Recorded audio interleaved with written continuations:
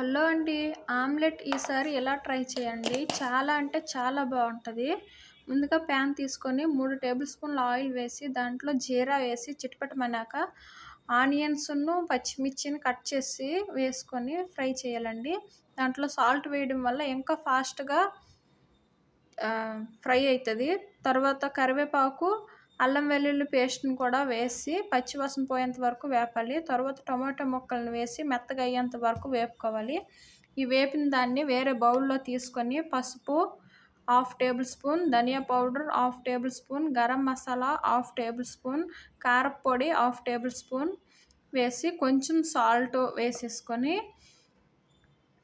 మంచిగా కలపాలండి. కలిపిన తర్వాత 2 గుడ్లు కొట్టేసుకొని దాన్ని బాగా బీట్ చేయాలండి. వీలైనంత వరకు ఎంత బాగా బీట్ చేస్తే ఆమ్లెట్ అనేది అంత ఫ్లఫీగా వస్తది. అంత టేస్టీగా కూడా వస్తది.